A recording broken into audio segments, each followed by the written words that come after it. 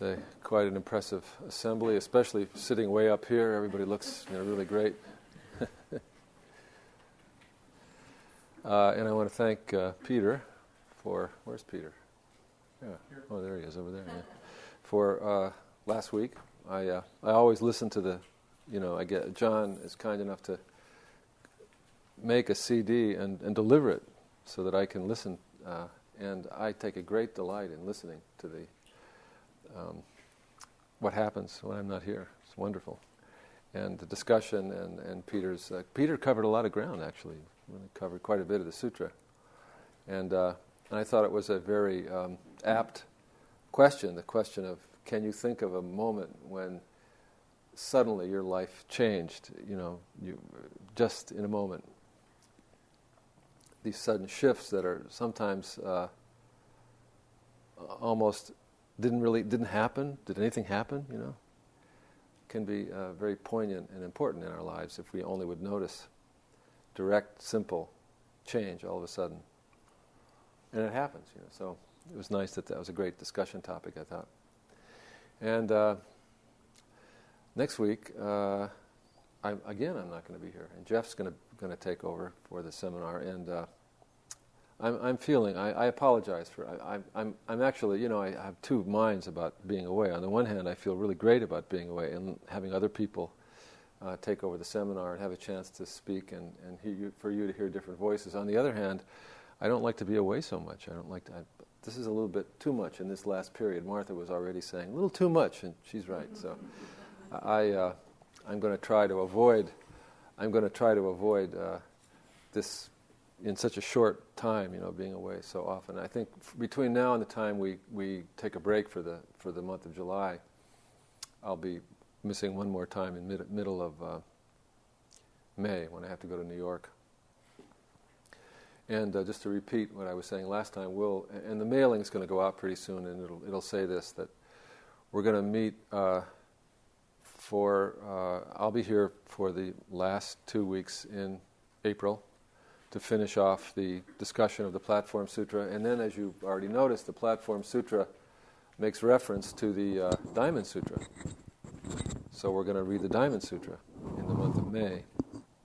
And then in the month of June, we're going to meet for 2 weeks, the 4th and the 11th. And during those weeks, we're going to have a discussion. We're going to talk about Everyday Zen, because we never talk about Everyday Zen as an organization, as a group, as a sangha. We always talk about the teachings and we practice together, but we never have. You notice we never have any meetings or anything like that. So I thought it would be nice to talk about Everyday Zen and how it started and what I think about it, what you think about it, where it's going, and what we like about it, what we don't like about it, and so on. So we'll see if there's anything to say. We'll have 2 meetings. We can have more if we need more, but we'll have 2 meetings on the 4th and the 11th of June, and then we'll take the rest of June and most of July off, and we'll resume the seminar on the 30th of July, the last Wednesday in July, and we'll start with Dogen's writings on Zazen in the book Beyond Thinking. So that's our immediate plan. So I'd like to start tonight with Peter did a great job of kind of reviewing the first part of the sutra, Huineng's life story, and the teachings that begin the sutra. And I thought I'd like to make a few points, sort of taking a step back from the material, to talk a little bit about the importance of this sutra in the development of the Chan school in China, which, basically Zen, of course, is Japanese reading of the Chan, Chinese word Chan, which means, which is the reading of the Sanskrit word jhana, which means meditation. So the Zen school emphasizes meditation, and it really, the Zen school, Chan school, really more or less is Chinese Buddhism. All of the different schools of Buddhism in China merged into the Chan school. So in the development of the Chan school, scholars make a distinction between what they call early Chan, which is the first few hundred years up to the time of the sixth ancestor, and then classical Chan from the time of the sixth ancestor through the Tang dynasty, and then Sung Chan, which is a kind of refined or elaborated Chan. And the Sung Chan is the Chan that Dogen encountered when he came from Japan in the 13th century. So it's, you might say, simplification, but maybe three stages: early Chan, classical Chan from sixth ancestor on to the end of the Tang dynasty, then the Sung dynasty Chan. So that I'm just saying that to indicate, how pivotal this text is and how pivotal the sixth ancestor is. And if you ever see, those of you who have lineage papers, if you ever look at the lineage paper, it's actually the way the lineage works in our tradition is you have Soto lineage on one side, Rinzai lineage on the other side, because Dogen carried both lineages, and then you have Dogen's name is here, and right above Dogen's name is the sixth ancestor. So in other words, the line of inheritance goes from the sixth ancestor down to Soto and Rinzai to Dogen, and down to Soto and to Dogen, and down to Rinzai and Dogen, and they meet. And so when you this is probably more than you need to know or care about, but anyway, when you put the three treasures seal on the lineage document, you put it right covering the name of Dogen and Huineng, which happen to be right next to each other in the chart. So, in other words, for us, Huineng and Dogen are pivotal figures. Literally, the whole thing turns with their teachings.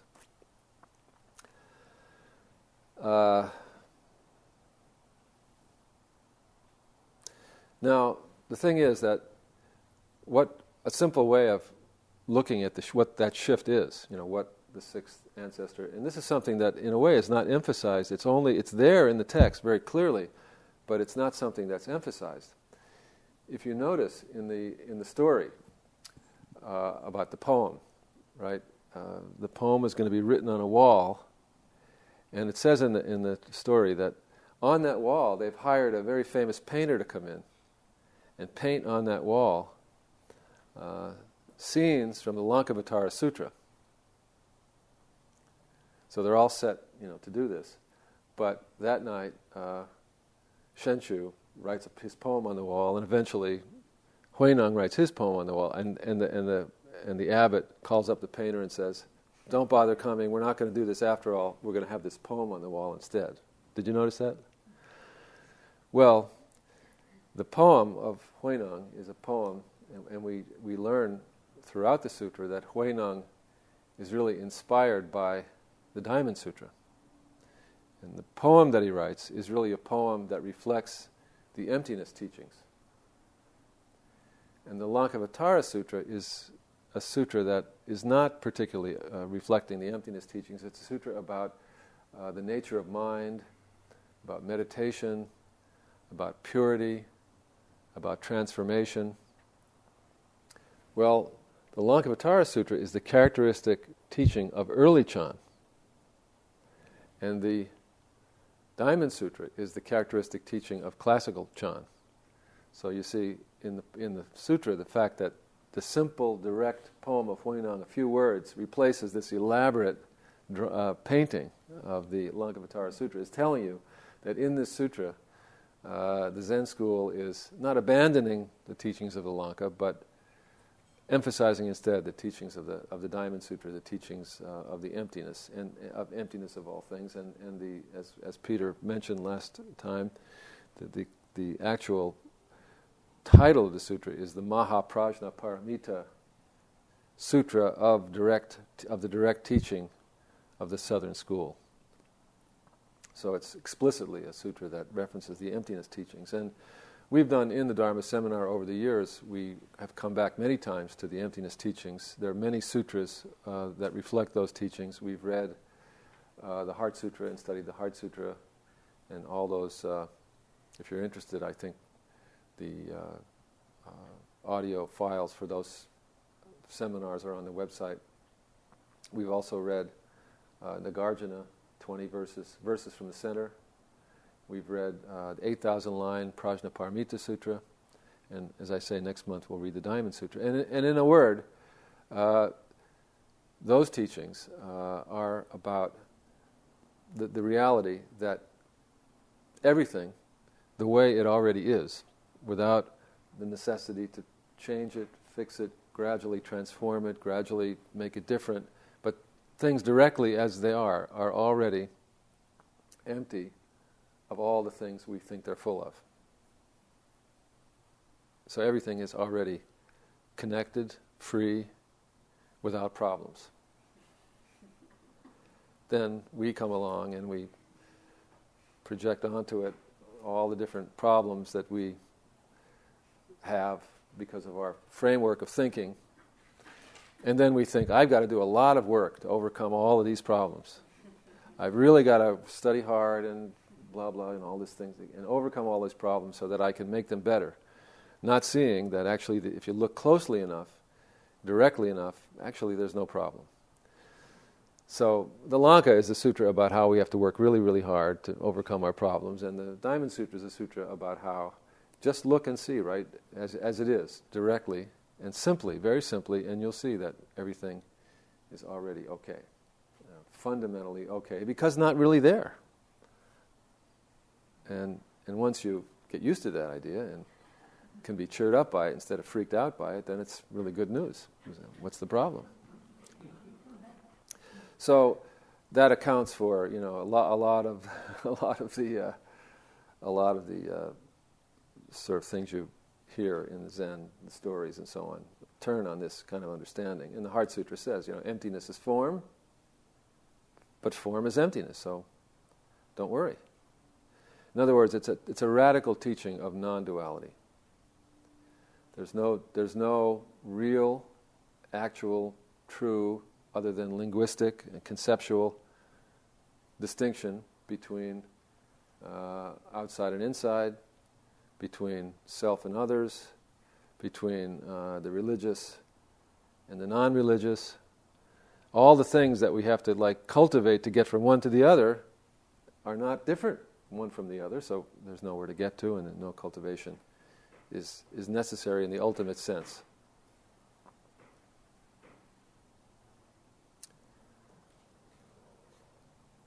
So,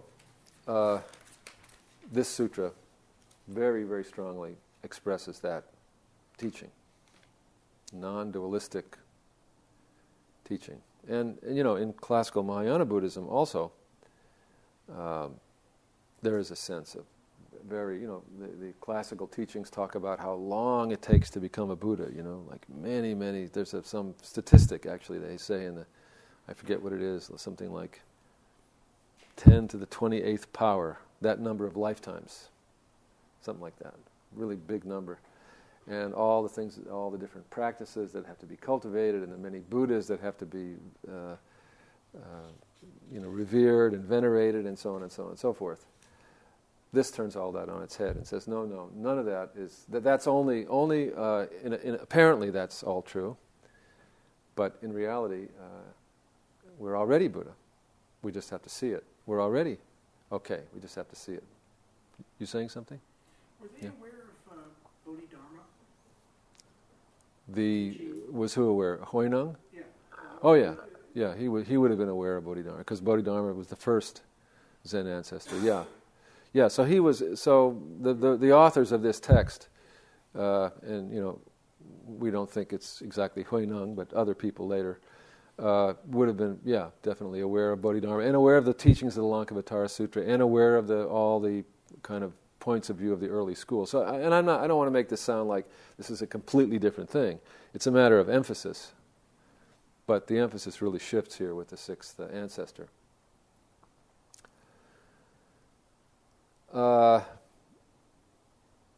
Then the other thing to say is that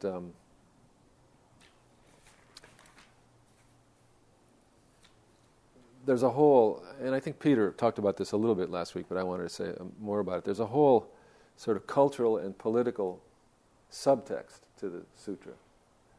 The difference between Chinese culture in the north and Chinese culture in the south. These two sort of warring doctrinal positions of sudden and gradual enlightenment and so on, that became at various times throughout the history of Zen important. And the whole sort of sense of, intrigue and, like this faction, that faction, and, that you kind of get in the sutra is a backdrop to it. And I don't know myself so many of the cultural details, and so there's a lot that I don't understand and we don't understand about that heritage, but just to know that it's note that it's there. And you see this debate in the two verses. Shenshu's verse, which talks about the mind is a mirror, wipe it clean.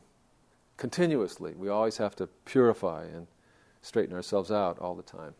And Huineng saying, there is no mirror, there's nothing to wipe clean, everything is pure anyway.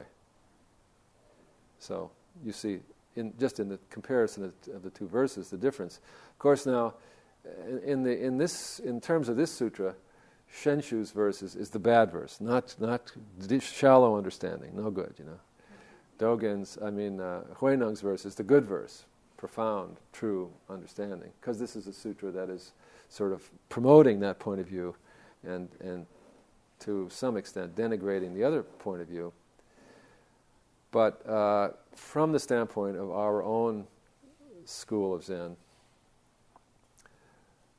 we practice both. We embrace both those verses at the same time. We don't see it as an either-or proposition. And this is something, I forget where he says this, but Suzuki Roshi talks about this. It's a little bit like when he says, you're perfect just the way you are, and maybe a little improvement would also be good. So in other words, there's a big difference between working to cultivate, beneficial states of mind and goodness on the basis of the fact that you have real confidence in your real nature, your true nature, versus, oh my God, I'm a total wreck, I'm hopeless, I better do something. That's a whole different... and both, you might be doing the same thing in both cases, right? You could see people might be cultivating in the same way, but in one case, there's a kind of a desperate sense of things are not right. In the other case, there's a confident sense of because things are so fundamentally right, I owe it to myself not to goof off.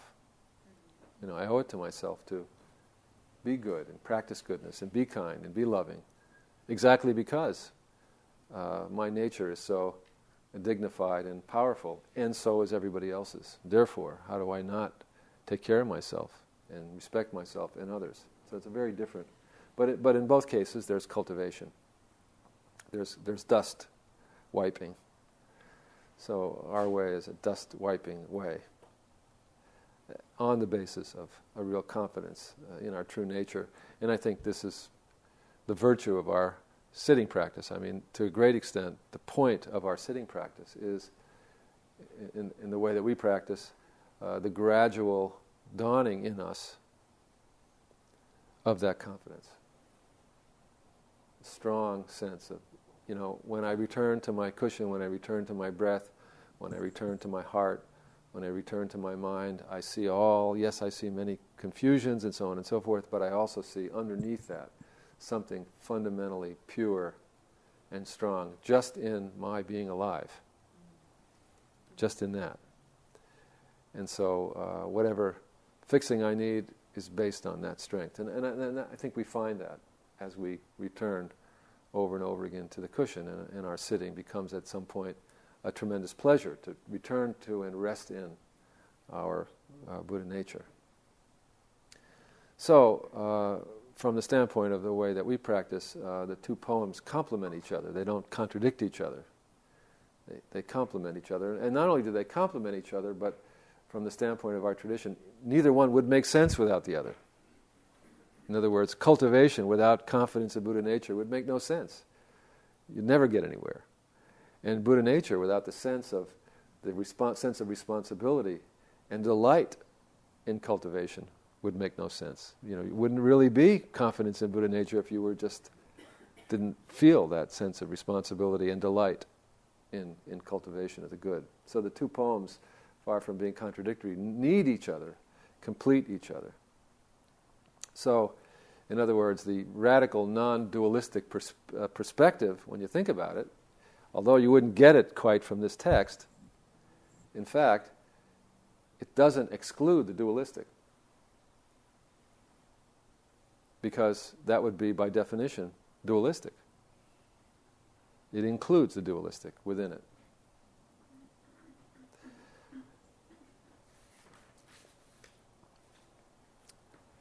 So this text, the PlatformSutra, is also a kind of a controversial text. There have been so many versions of it and so on. And it teaches primarily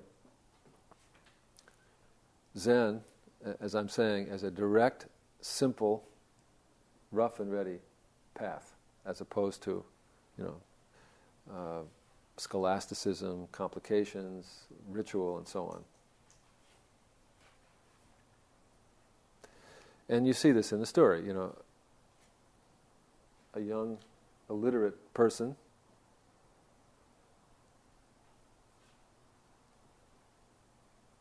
from the South, where people are rough and not very cultured,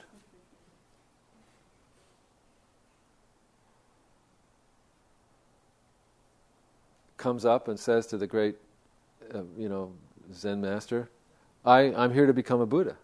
It's like, you become a Buddha? That's what he tells him. But he has confidence in that. He says, yes, that's right. In terms of our fundamental nature, we're all the same. And not only does he have that attitude that that's his idea, but he actually does this. And he does it without meditating. He becomes a Buddha. He achieves this full awakening without meditating, without studying, without doing anything, just stuck for 8 months only. It takes him 8 months in the pounding rice in the storeroom to have this simple, direct, very natural and clear intuition about who he is and what our life is.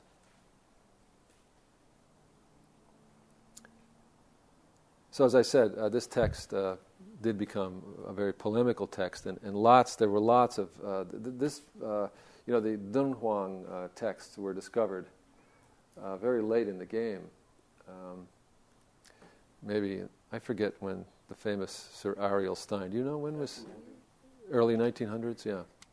So, and before that, I think in China as well, the early texts were not known.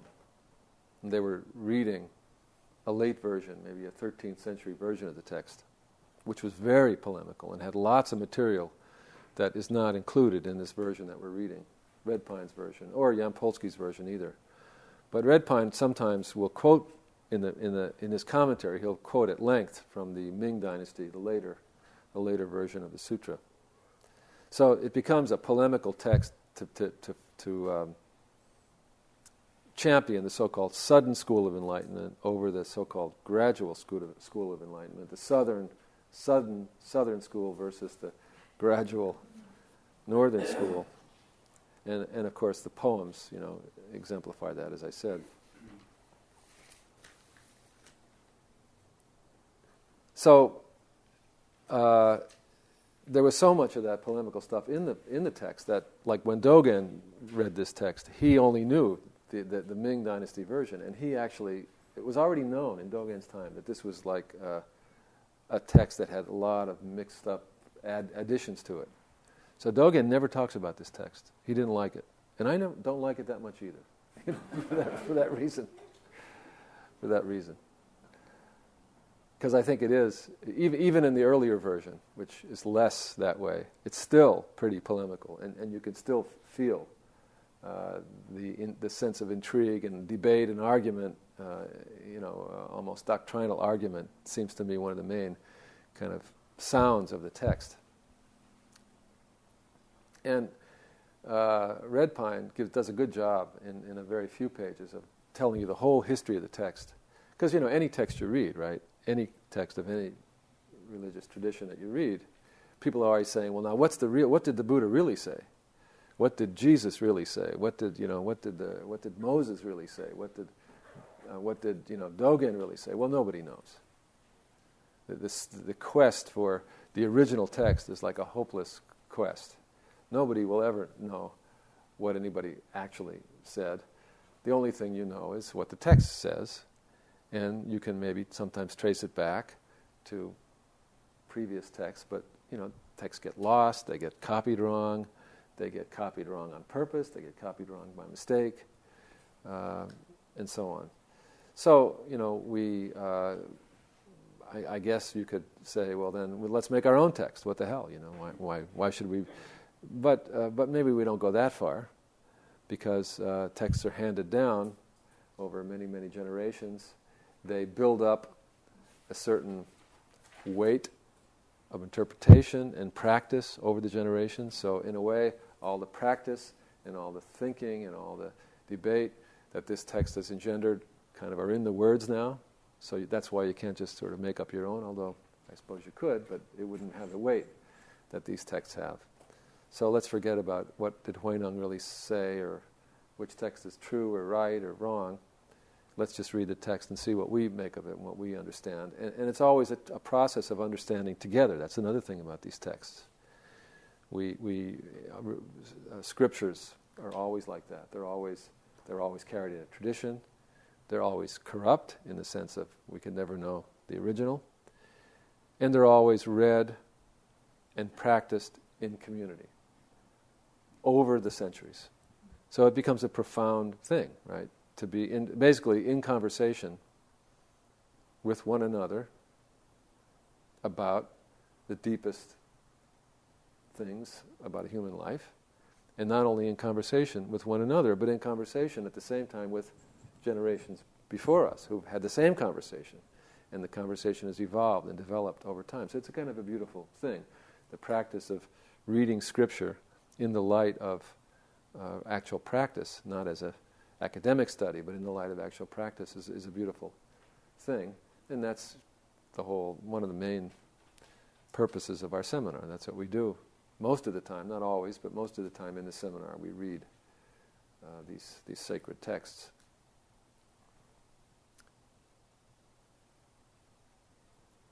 Another thing, so that's one thing, the non-dualistic nature of the text and the direct, simple, intuitive nature of the practice that's being emphasized in the text. And another thing that the text emphasizes is that it moves from a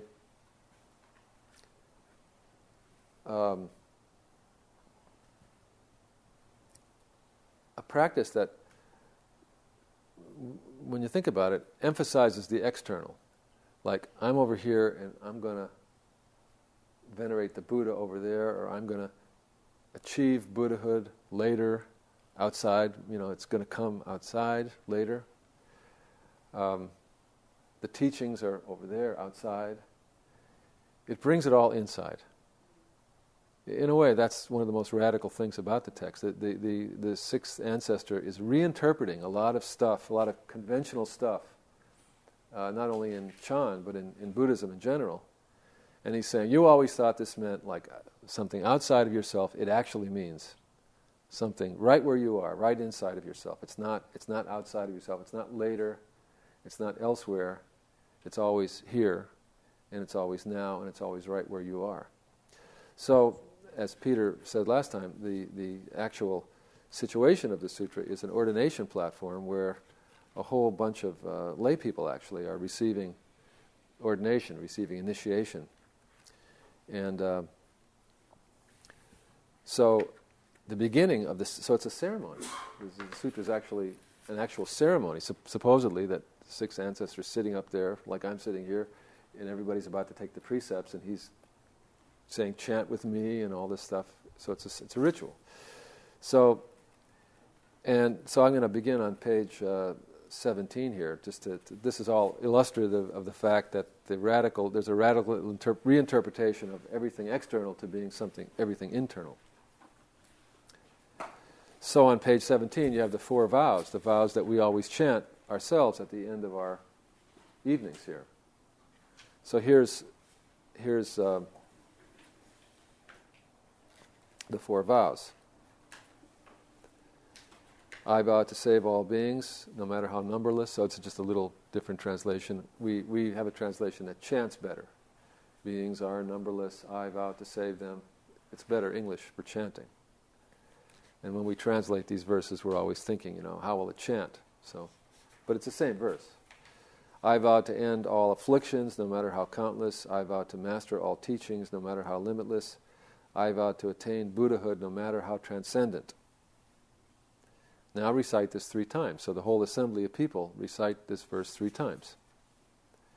And then, before he goes on to the next part, he gives a little commentary on the 4 vows. Now this is interesting. A lot of people say when they hear the first vow, sentient beings are numberless, I vow to save them. Wow, what a big job. How am I going to do that? I don't have enough time. I'm not that skillful. Plus, I don't know if I care that much to save them all.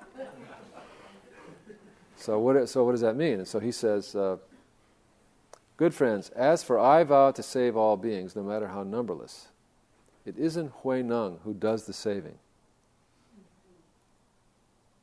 Good friends, every being you can think of saves themselves with their own nature in their own bodies. Now, I'm sorry that I forgot to look this up, but I remember that in Yampolsky's translation, or maybe it's another translation, this has sometimes been translated as saving all sentient beings in my mind. Yeah. So in other words, this is not an external thing. I'm going to go out and grab people by the scruff of the neck and I'm going to save them. This is about I'm going to bring peace to my own mind, and I'm going to have faith that everyone else has the capacity to bring peace to his or her own mind.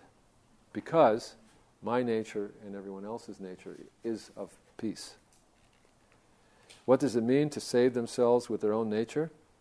The wrong views and afflictions, the ignorance and delusions in their own material bodies already possess the nature of enlightenment. Even their confusion, even their affliction.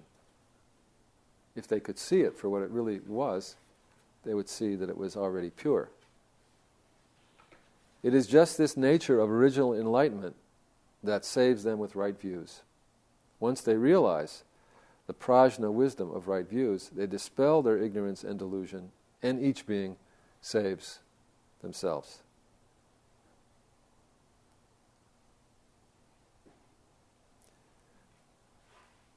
As for I vow to end all afflictions, no matter how countless, this means simply to get rid of the delusions of your own mind. And I vow to master all teachings, no matter how limitless, simply means to study the Dharma. So in other words, it's not something to get, it's to internally be in the process. Not something to know that's outside of yourself, but simply to be in the process of study. And I vow to attain Buddhahood, no matter how transcendent, means just to practice with humility and respect. To avoid attachments, to give rise to wisdom from your own awareness, and put an end to delusions. It is through self-realization that Buddhahood is attained.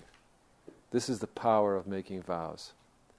So he flips the whole thing from outward attainment to being in an inward process based on a deep confidence. Not in our personality, not in our skills, not in our abilities, because no matter how great we are, this is always limited, but in something literally limitless within ourselves that we come to realize through our practice. Then next he also reinterprets the repentance, the verse of repentance, which I'll skip for reasons of time. Then he goes into, so then everybody chants that, which is what is in all Buddhist ordination ceremonies. These are exactly the things that are done. You chant these things.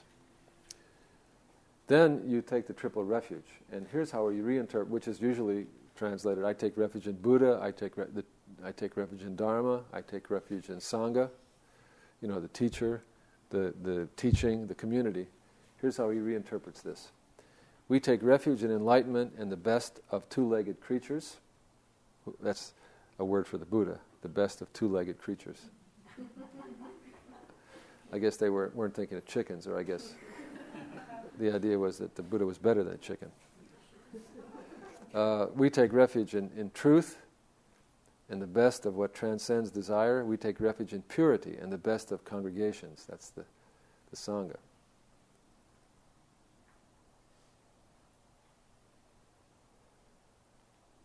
So take refuge in the enlightenment of your own minds.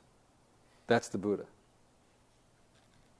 See, it's not a great venerated teacher that we really respect. It's the awakened nature of your own mind.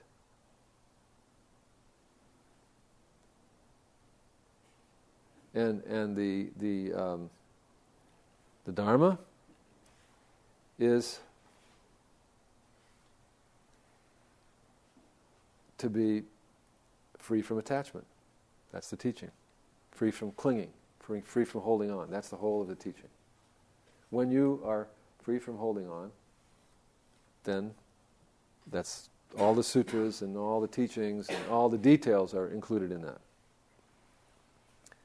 And then the Sangha is the purity of your own mind. The Sangha is the pure community. So the Sangha here is reinterpreted as from pure community to mean the purity of your own mind. No matter how many afflictions and delusions are present in your nature, because your nature remains always uncorrupted, you are always the perfect Sangha. You yourself, your own mind, is the perfect Sangha. So it's a very radical reinterpretation of the triple treasure. So that's what I'm saying. The whole sutra is like that. He's always reinterpreting everything and bringing it, making it, direct and immediate and inside yourself. So he sort of flips the whole of Buddhism in that way.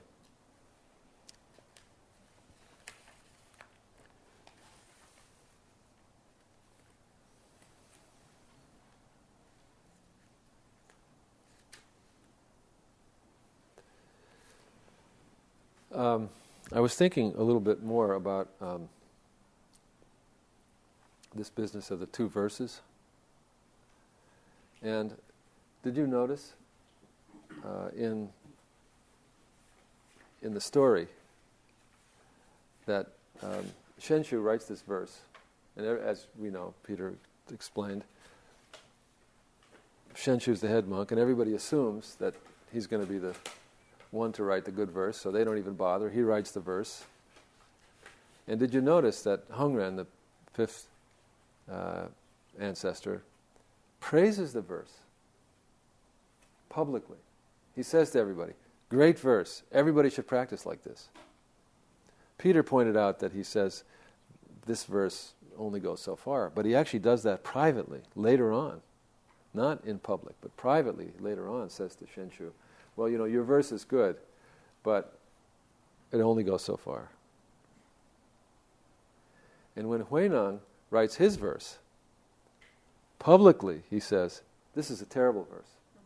Did you notice this? Privately, he goes to Huineng and he says, great verse. And he gives him sort of secret teachings of the Diamond Sutra and then sends him on his way, saying to him, you better leave because you're gonna be in danger. This is a dangerous business, this teaching, so you better leave. Now that's a weird thing, But didn't you find that was strange? The whole kind of behavior there. And why does it say all that? Why does the story read like that? I mean, there's nothing like this in the story of Buddha. It's all kind of, the Buddha is a very wholesome, easygoing thing, I mean, the Buddha has certain problems, but nothing like this, So why is that? I mean, well, the obvious thing is maybe it's really true. Maybe there was, these things happen in communities. Maybe there was a controversy like this and this actually happened. So that's entirely possible and maybe even likely, but in these texts, usually that are copied down over the centuries, usually historical truth takes a back seat to something that's wanting to be said religiously. And usually the history is a little bit bent and switched a little bit around to serve that more timeless purpose. So maybe again, that story is telling us, the kind of awakening that we're looking for and trying to practice in Zen is not a public ecclesiastical kind of certifiable by the outside external agency enlightenment, that somebody becomes an important abbot or sage. Maybe it is by necessity. Maybe the story is telling us it's a private, personal matter. Publicly, it doesn't exist. Privately, it's affirmed. And it's not the important person who receives this teaching or understands it. It's somebody simple and direct. And maybe it's also saying there might be something somewhat subversive, dangerous about this teaching, in the sense that it makes one not as cooperative, not as concerned about social public convention as one would be if, one took it entirely seriously.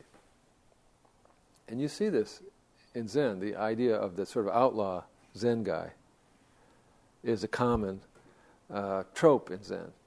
That the most beloved Zen people are always, not always, but often a little bit off to the side, off in the corner, a little bit, bad boy, bad girl types, or just simple people that are overlooked sometimes. And you never know.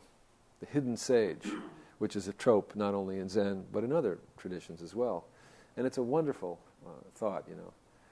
Judaism has this wonderful thing about, I forget what is it, 36 just people? Does anybody know? 36? 36. It's 36. It's a wonderful legend. There's 36 people, 36 just people in the world. In every generation. And it's because of these people that the world exists. And nobody knows who they are. It could be like, the butcher, some simple person, you don't know who it is. But there's 36 of them. And it's thanks to these 36 people who are truly just people, truly good in the most profound sense, that the world is allowed to exist another generation. It's a kind of that same idea, that you would never know. Huineng, if people came to the monastery, they would never guess that the most profound and just and righteous person there was the guy, pounding rice who just got there a few months ago. They would think it would be these high people with colored robes and whatnot. So it's a kind of I think there is that. So here in this pivotal story of Zen, you see this. Not the story of Buddha isn't like that. The Buddha is just the opposite. The story of Buddha, great pains are taken to show how wonderful the Buddha was. He was totally handsome, rich, talented. Everything about him was perfect. And then he becomes the greatest sage. Perfectly good, And his whole life unfolds, like I say, not without problems, but without any, real disasters. Success follows success for him. But here's Huineng, is a very different kind of a character. And I think it's sort of, this is, the formative moment of Chinese Buddhism, adds this flavor to the teachings. Okay, so the last thing I'd like to do is bring up for your consideration. There's a lot of very famous teachings in the PlatformSutra. Teachings that, in a way, were kind of lifted in the from the PlatformSutra and just were carried on in the tradition, sometimes in the form of koans or little vignettes or stories or phrases. So I just want to pull out a few of these little phrases and have us literally sit with them each for a few moments. These are the sort of nuggets of teachings that come from the sutra. So Here's the first one. Now this first one, which is one of the famous teachings of the Platform Sutra, doesn't appear at all in this text because it's in the Ming version. Now, in this book, Red Pine does tell it in his commentary when he quotes from the Ming version. But in this text, in the Dungwang text, you remember Huineng flees, and this guy who was a former general chases after him, and he catches up to him, and he says, I'm not after the robe and the bowl. The robe and the bowl are the sort of symbol of ecclesiastical authority, almost like an inheritance, like people are fighting over the inheritance of the parent who dies, Did that ever happen in your family? People are always doing that, So they're same kind of thing. They're after the inheritance, but then he comes, as soon as he meets Huineng, he says, I don't want the robe and the bowl, I want the teaching. And then Huineng gives him the teaching. But in the Ming Dynasty version, it's very dramatic. You get the feeling that this general is very menacing, and he wants to kill Huineng, And Huineng is like terrified. He's hiding behind a rock. And he takes the robe and the bowl and he puts it on another rock, thinking the general can let him take the robe and the bowl and let him go and I'll be safe. So the general comes and he sees the robe and the bowl and he goes to pick it up, but he can't lift it. He's a big, strong guy, but he can't lift up this robe. And of course, he becomes terrified. He realizes, he's in the presence of supernatural powers. So he's sort of far from being, magnanimous and the serious student as he is in this sutra. In this other sutra, he's a nefarious, nasty guy who's overcome by the powerful supernatural forces of Dharma. So then he says, terrified, he says, please help me, please teach me. And Huineng says, without thinking of good or bad. In other words, without the mind falling into dualistic patterns of grasping this and pushing that away. Right at this moment, show me your original face before your parents were born. And at this, the general is awakened. So this is come down in Zen as one of the common koans. So let's sit with this for a moment, finding our breath and our seat.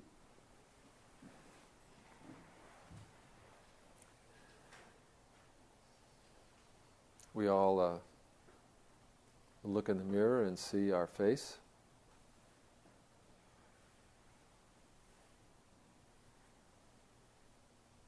A face that we've seen our whole lives, that our parents saw and loved, maybe. Our friends know. And we think that this is our face.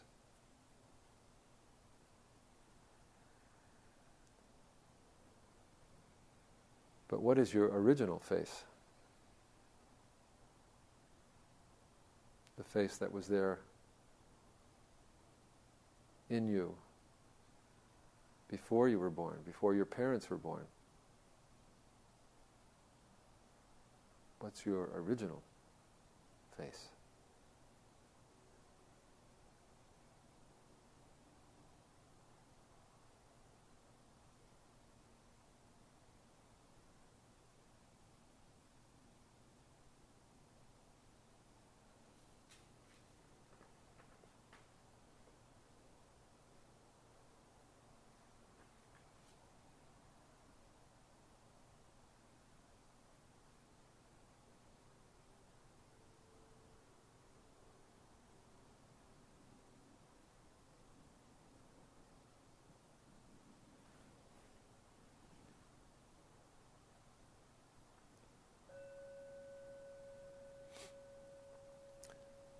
So, I invite you to take that home with you, and in your sitting, if it appeals to you, to ask yourself over and over again, what is my original face?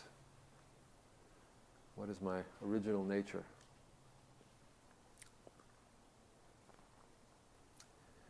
Another famous saying from the sutra, that once again is in the Ming version and not in this version, is a specific line from the Diamond Sutra.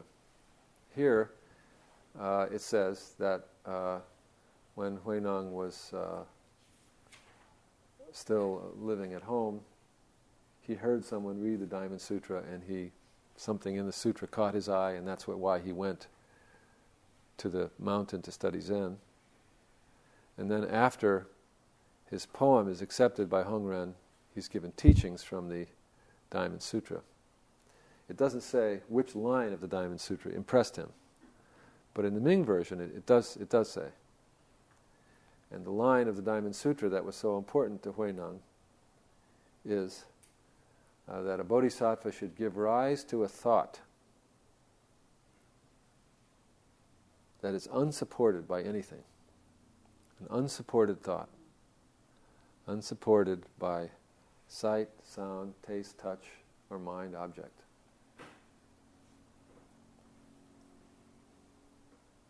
A thought that, think about it, all of our thoughts come from the conditioned mind. They come from things we've seen, heard, tasted, touched, thought, remembered, and so on. There's always a conditioned substratum that gives rise to thought. In a way, you could say all thinking is inside the box of our conditioning, and therefore we suffer because we're spinning round and round and round and round in a very circumscribed area, and the soul, the heart, wants to fly, and it's stuck inside of there. So give rise to a thought unsupported by anything. And that is a line from the Diamond Sutra. Usually, this thought, unsupported by anything, is called in Buddhism bodhicitta, a thought of awakening, or a spirit of awakening, something that comes in us that's off the charts. Doesn't come from our conditioning. Doesn't come from what we know. It comes from somewhere else, we don't know where. The thought of awakening, the thought of big love, for ourselves and everything, beyond attachment or grabbing. So let's take one moment with that. A bodhisattva should give rise to a thought unsupported anywhere, unsupported by anything.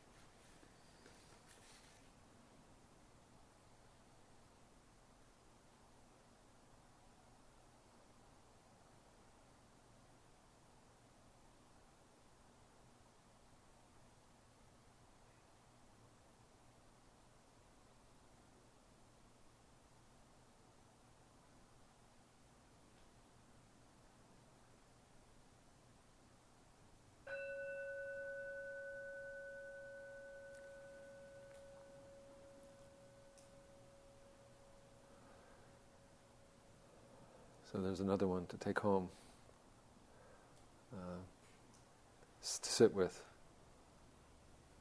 Where is the thought that arises in the heart, unsupported anywhere? When you read, sometimes you read really inspiring scriptural texts, and you do get the feeling that whoever was writing that down really meant it. Whoever first wrote those words, really meant it. Really, really was serious, about how beautiful this world is, and how strong and universal love can be. How did they come to feel that? Where did that come from? And these are the kind of things that pop up, into your heart and mind when you are doing practice. When you're willing to sit there for long enough and cut through the tangled forest of your own conditioned mind and all the things that have happened and all the ways we've been wounded and confused and everything else. There's no avoiding that, unfortunately. It would be nice to be able to leap over that somehow and into the sky, but usually it doesn't work that way. There's usually a certain amount of turning around and admitting, our difficulty. But then through that, it just pops up. This powerful sense of human possibility in its full expansiveness.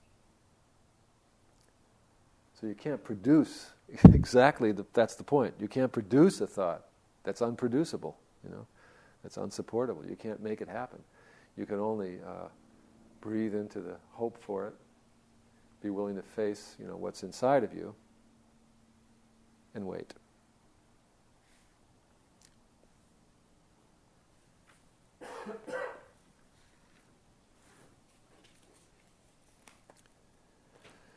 So another one, I think this is the last one. He says in the sutra, this one actually does appear in this version, on page 11, straightforward mind, this phrase, straightforward mind. I've always really appreciated this phrase. It appears later in the tradition as a koan. Straightforward mind is the way. Direct, simple. And it also connotes honest, sincere, guileless, non-manipulative, not trying to get somewhere, not trying to get anything, just a direct and straightforward way. And this is the word that's used in the title of the sutra, the direct teaching of the southern school of the Supreme Mahayana. And this is the word that later came to be understood as sudden. So when they talk about sudden and gradual, the word sudden actually doesn't mean sudden in terms of timing. It means direct, without anything, in between. No steps to go through. That's why they got sudden out of it. No steps to go through, no guile, no confusion. Just very direct, very simple, very straightforward. Straightforward mind. And this is a central teaching of this sutra and of Huineng.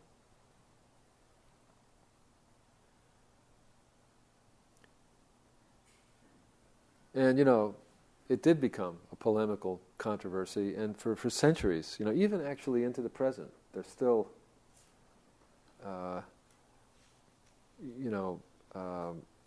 it's a lot more civilized and, sort of mild, but there is still a kind of debate, so to speak, between this so-called sudden and so-called gradual. The kind of Zen that emphasizes satori experience, sudden experiences in meditation, and the kind of school like ours that doesn't emphasize that emphasizes a gradual dawning within oneself. And the sudden guys always look at people like us and they say, oh, they're so dull, and they're so tame, And we look at the southern guys and we say, oh, they're such cowboys, So addicted to having experiences that just pass away very quickly, which is true.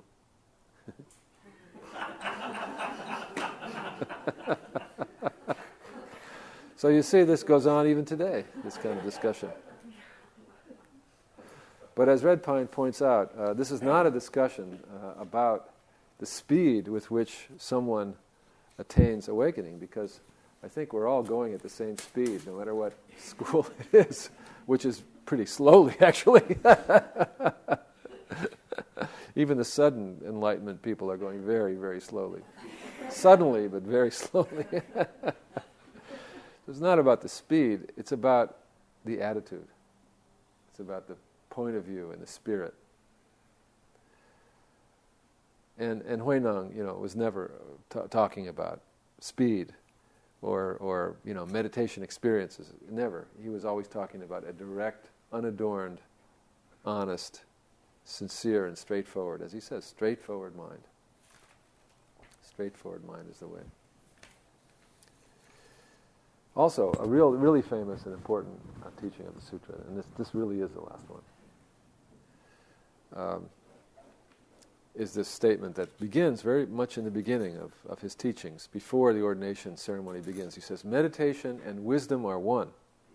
It's very famous. This is like this is much refined, and there's a whole lot of discussion about this later on in Dogen, who wrote several important texts on meditation, and we'll study that in June, July, and August.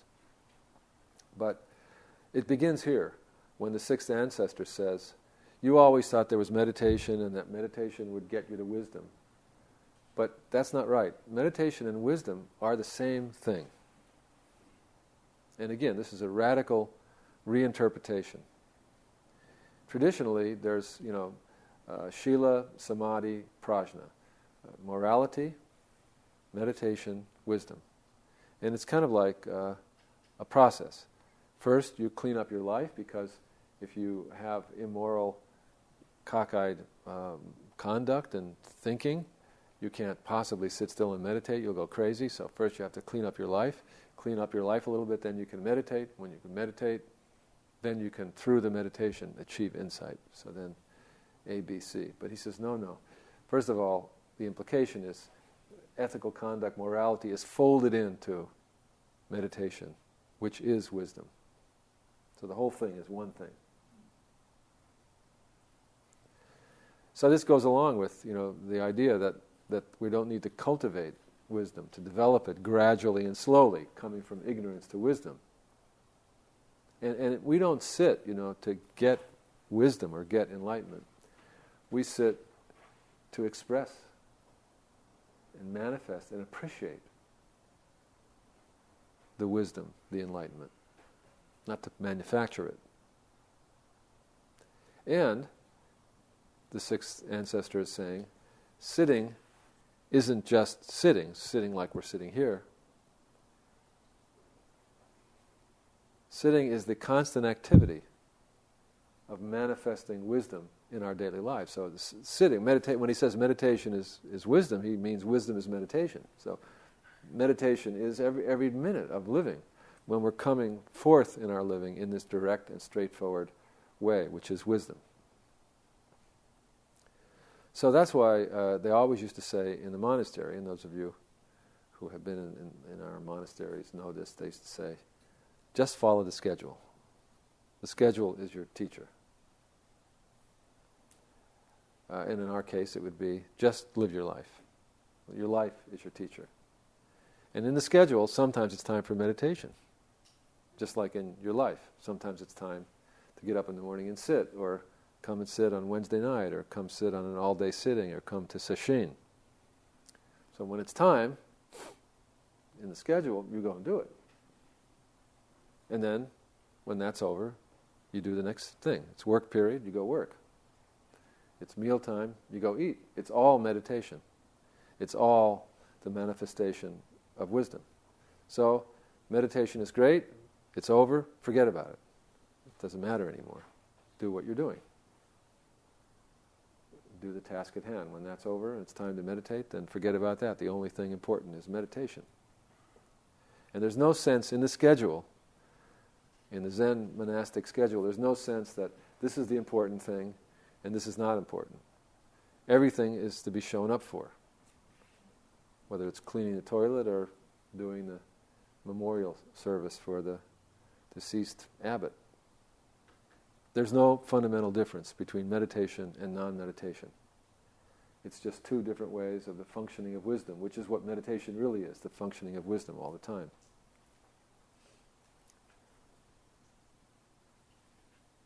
And this way of looking at meditation and understanding it, which is a subtle way, because it's not saying, it's saying neither meditation is not important, nor meditation is really the most important thing. It's saying everything is important, meditation is important. everything is meditation. It's kind of a subtle point. But I think it's unique to the Zen school. I don't know that any of the other schools of Buddhism or in any other religion there's this sense of the exact importance of everything that we do as the same thing. So I think those are the things I was thinking about to tell you today, while somebody was sawing out the wall in the back of my house. Peter's guys were so there's a big curtain up and there's a wall is missing, and it's very exciting. That's what I was thinking about. So let's talk. We have a little time. What are your comments or questions or thoughts about any of this? Mm-hmm. Well, one thing I'm not quite sure I understand is he received Dharma transmission, correct? In this case, yes, the midnight handing over of the robe and the bowl was the Dharma transmission ceremony, yes. Right. So, in passing along the Dharma transmission, he's sending him away? I mean, So how does that flow? I mean, he somewhat deceived the other brothers or the other monks into believing that his poem wasn't really that great. Yeah. And then they give him Dharma transmission but sends him away. So I'm not quite sure how does that, what is the teaching to the monks there? You mean what is the fifth ancestor showing the monks? Uh-huh. Well, it's a little bit hard to say because the text doesn't tell you what happened afterward. Do you know what I mean? It doesn't. I mean, historically, in fact, Shenshu was an important Chan person. And there was an important northern school that probably actually was more important. It's a long, gnarled up story, but so we can imagine. Anyways, Shenshu did become an important leader, a Dharma leader. So one way, and we can all speculate about this because it's not clear, but maybe I would speculate that the fifth ancestor saw that there were various good things going on here. One was a very reliable, wise, and capable head monk who could go on to keep the monastery going and establish many other monasteries and so on. And then there was a brilliant younger person whose destiny he felt in his wisdom was to go off and hide himself for a while, season himself, and then teach here and there. And there are those things that happen. I mean, disciples of a great master are often quite varied in their styles of practice. And for one person, it's just right to be in a monastery their whole life and teach through ecclesiastical forms. And for another, it's just right to go off and hide in the woods for 10 years and then emerge and see what happens. So that's it. We don't know. Each person's destiny is unique. And I think a good teacher will not say, this is how it's done and this is what you're supposed to do. A good teacher will say, seek your destiny, find your destiny. And hopefully a good teacher may be nurturing each student in terms of that person's own destiny. So that's what I think. That's how I would look at it. But that's just, I don't know. It's a speculation. I mean, you could certainly argue that Hung Ren was a really not a very courageous person. I mean, here he is lying and everything, deceiving. Shame on him. Why didn't he just have the nerve to stand up and say, well, you people all think it's going to be this guy, but we're going to be this guy? Well, I'll tell you why he didn't do that. The reason why he didn't do that is because if he had done that, poor Hui Neng would have been in terrible shape. Either the monks would have overthrown him, because who is this guy showing up here? Well, who cares if he's enlightened? That doesn't matter. We don't know him. He can't write. How's he going to be abbot of this monastery? The guy can't write. got to get rid of them.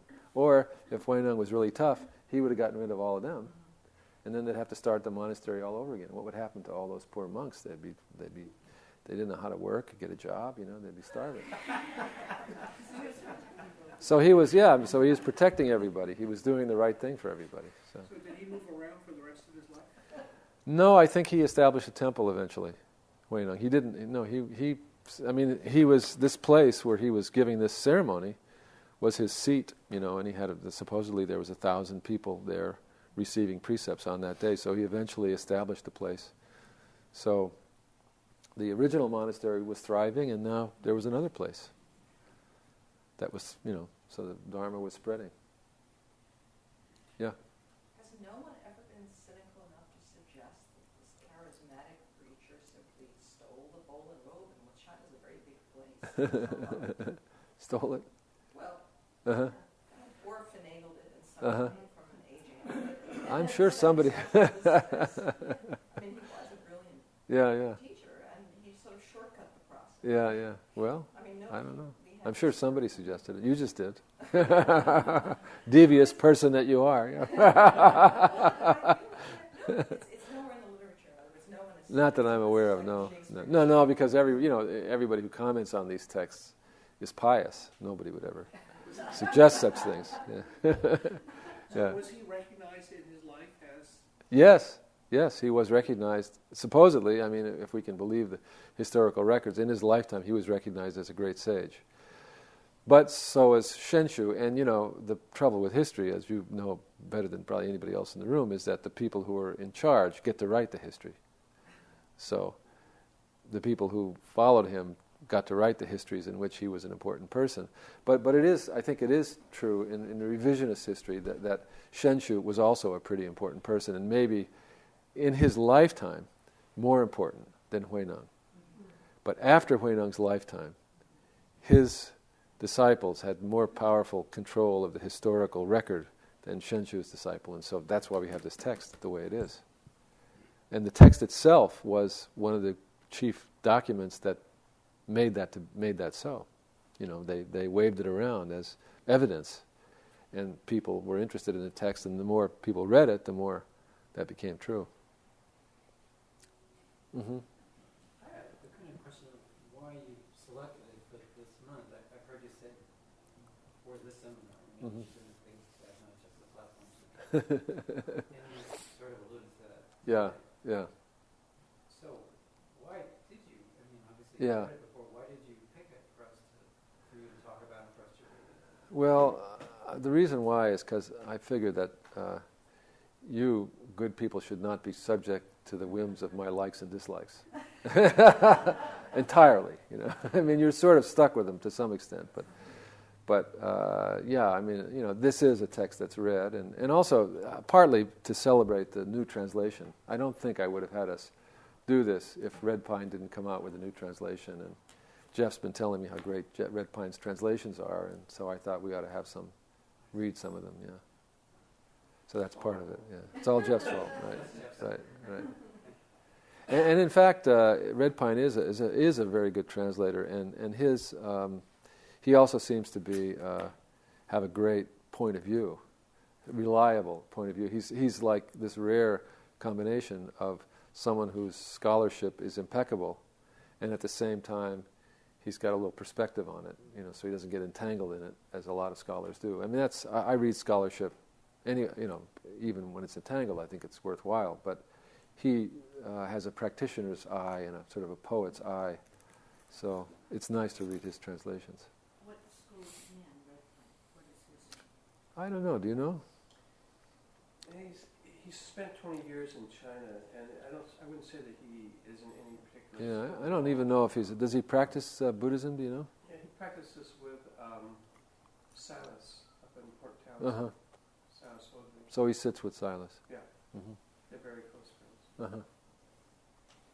Yeah. Earlier this evening, you mentioned that the Buddha was like a really good guy, exemplary character. And I've always had a little bit of a problem that he abandoned his family. How has history measured the fact that he abandoned his Mm-hmm. pursue his. Mm-hmm. Yeah. Well, you notice that the sixth ancestor abandons his mother, too. He doesn't have the sixth ancestor does the same thing. He doesn't have a wife and child. He has a mother, and it says in the text he left his widowed mother and went to the monastery. In the Ming version, it says, after securing a patron for his mother and making sure that she was all okay, he went off to the monastery. Now, in the case of the Buddha, I've told this 1,000 times, so I'm surprised. I hope you have heard it or haven't heard it. Anyway, there's an alternate version of the story of the Buddha. The life of the Buddha, as we know it from the Pali Canon, is the version carried by one sect. There were 18 sects of Buddhism within the first 100 years or so after the Buddha's death. There were 18 different sects, and each sect carried its own canon. And the canons were different. More or less, in the same vein, but there were differences. And there was no, sect that was right and sect that was wrong. The Theravada, the sect that we call Theravada Buddhism, survived just willy-nilly by historical quirk, and other sects didn't survive. So the canon that we know as the early Buddhist canon happens to be the canon of Theravada sect, but there were other canons, and a lot of those texts actually survive. The texts survive, even though the schools that carried those texts didn't survive. So there's this great scholar, John Strong, unearthed this alternate story of the life of the Buddha that was part of the Sarvastivadin sect, which was very important sect of early Buddhism. And in that sutra, to make a long story short, what happens is the Buddha, on the night that he's leaving home, he doesn't have a child. He has a wife, but not a child. On the night that he's leaving home, he's passing in the moonlight by his wife's... you didn't hear me tell this story? I tell it all the time. In fact, it's been one of my missions to tell this story. One of my missions in life is to tell this story. He's passing by his wife's bedroom, and it's the moonlight, and she looks so beautiful in the moonlight. He's heartbroken that he should have to leave her.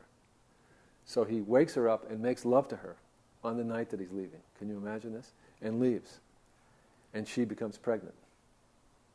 And so the rest of the story of the Buddha's awakening is a parallel story where you hear one thing about the Buddha, one thing about the wife, one thing about the Buddha, one thing, and it's clearly a parallel. It's clearly a story that has one story that has two sides to it. And it's a story of the Buddha's pregnant with his awakening, and Yasodhara, his wife, pregnant with the son, the Buddha's son. And his path toward awakening lasts 6 years between the time that he leaves home and the time of his awakening, as does her pregnancy, a 6-year pregnancy. That's what the text says, because it has to match, right? So, no, they didn't. But she gives birth at the exact moment that he's awakened. And so he's still leaving home, but what this tells you is that the story in parallel like that is telling you that this is a human life. That there's a side of us that is a spiritual seeker alone in our path, and there's a side of us, all of us, that is at home, achieving love, birth, awakening through our home life, and that each of us has both of these sides. And in the myth of the Buddha represents one side, Yasodhara, his wife, represents the other side. Now, the Theravada canon definitely has a strong and clear misogynistic strain. It does, There were clearly some monks in that tradition over history, as often monks are, who were really paranoid and about women and painted women in a very negative light. So the Buddha, in the Theravada canon, there's a lot of really negative things about women in there. Not only the Buddha leaving home is one thing, but the way that he leaves home with this feeling of distaste and like, I got to get out of here. The home life sucks. I'm out of here. It's terrible, And I think it reflects those monks who for some generations were practiced in that tradition and were in charge of that tradition. And you definitely get that in that canon, but you don't get it in the same way in other versions of the Buddhist canon. So that's my answer to that. Of course, the Buddha does return home in all versions of the canon. He returns home and practices with his mother, his stepmother, his father, his son, who becomes his disciple, and more ambiguous about his wife. And I think that historically, probably it's true that the Buddha left home, left his family, and my guess is that when he returned, his wife was not happy about it, to see him again. I mean, because everybody else in the family did, but in a literary way, in the canon there is this parallel story, and so I think that's the way I think of it. I think of it like that. I think of the so I remember when I used to do retreats at the Green Gulch for families and children, we would take this story as our cue, and we would say, okay, now some of you you should go with the children and take care of the children and be, and practice that way today. And some of you stay here in the zendo and we'll just sit without the children. We'll just be in quiet. And then in the afternoon we'll switch roles. And the ones who have been with the children will then be in the zendo. Because every parent has a monastic, inside, a person inside who wants to be alone, who wants to confront the truth, in some way that requires full attention. Everybody has that person in them, and everybody has the person in them who wants family life, and children and nurturing and all of that, and beauty and a home and everything. So, and then we all differ in what percentage. The Buddha maybe had a small percentage of that or less percentage. Some people have more this way than that way, but we all have some of each. I believe it. And I think that we've done, it's been maybe one of the reasons why the world is such a mess is because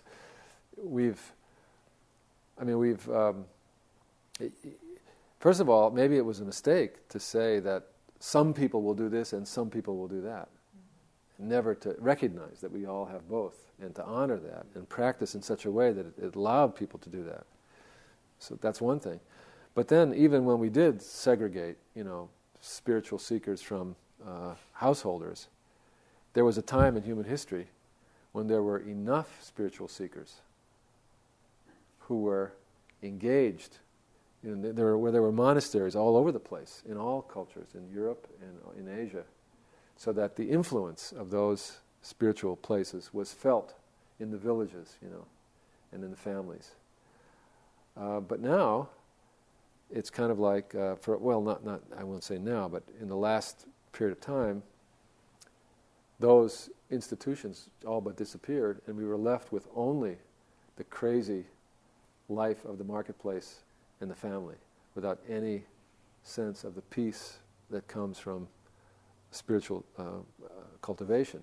So the world, I think, is getting a little out of balance, And now, I think we're in a period now where actually there's a lot of spiritual practice going on. Look at us, for example. And we're not the only ones. There's lots of spiritual practice going on that is really integrating a deep sense of serious spirituality with family life and life in the world. So in a way, maybe for the first time, we're coming to a kind of balance. And I actually think that there's more people practicing the way that we're practicing than anybody knows. More people who are seriously, and I don't just mean in Zen or in Buddhism, I mean in all traditions. I mean, we're Natan and Linda are involved in the Jewish meditation group, and you know from that group that it's the same sense of real spiritual cultivation, and in Christianity there's that, in all the different traditions, and then groups that don't have any tradition, that are just doing this kind of thing in a secular way. So there's a lot of it going on, and we need it now. I think the world needs the balance and sanity that comes from integrating these two sides. So you never thought you'd get such a long answer to your question, did you? Yeah, thank you. So I think we have to stop now. So let's just chant. The 4 vows that we now know are different from what we thought they were. And thanks very much for your attention. And Jeff will take up from there. Next week, please come and support him and continue reading the sutra. And I'll be back for the last 2 weeks of April. Beings are